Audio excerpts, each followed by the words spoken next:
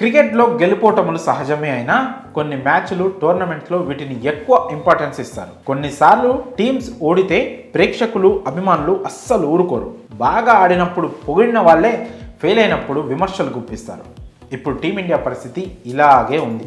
ఇటీవల జరిగిన one day world cup final ఓటమి నుంచి ఇప్పుడిప్పుడే కోలుకుంటున్న రోహిత్ సేన సౌత్ ఆఫ్రికా టూర్ను బాగానే స్టార్ట్ చేసింది. టీ20 సిరీస్ను డ్రా చేసుకున్న భారత్ వన్డే సిరీస్ను కైవసం చేసుకుంది.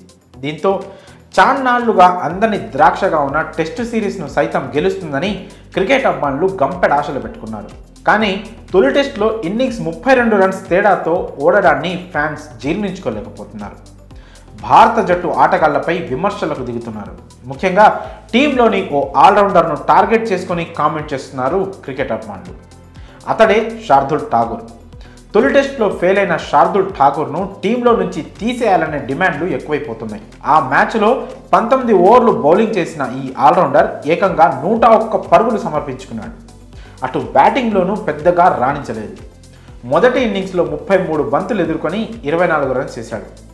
మంచి స్టార్ట్ దొరికినా దాన్ని భారీ స్కోర్గా మార్చడంలో విఫలమయ్యాడు. రెండో ఇన్నింగ్స్లోనైతే కేవలం 8 బంతుల్లో 2 పరుగులు చేసి ఫెయిల్యాన్కు చేరాడు. శార్దుల్ ఠాకూర్తో పాటు యంగ్ పేసర్ ప్రసిద్ధ్ కృష్ణ కూడా భారీగా పరుగులు ఇవ్వడం, మొహమ్మద్ సిరాజ్ 2 వికెట్లు తీసినా రన్స్ను కంట్రోల్ చేయలేకపోవడంతో జస్ప్రీత్ బుమ్రా ఒక్కడే అయిపోయినట్లున్నాడు. అటు బ్యాటింగ్లో విరాట్ కోహ్లీ, ఇటు బౌలింగ్లో బుమ్రా ఒంటరి పోరాటం చేశారు. అయినా టీంను ఓటమి బారి నుంచి గట్టెక్కించలేకపోయారు. ఇటీవల జరిగిన వన్డే వరల్డ్ కప్లోనూ శార్దుల్ ఠాకూర్ అంతగా ప్రభావం చూపలేదు. స్టార్టింగ్లో అతన్ని 1-2 మ్యాచ్ల్లో ఆడించారు. అయినా లాభం లేకపోవడంతో అతని ప్లేస్లో సీనియర్ పేసర్ మొహమ్మద్ షమీని తీసుకొచ్చారు.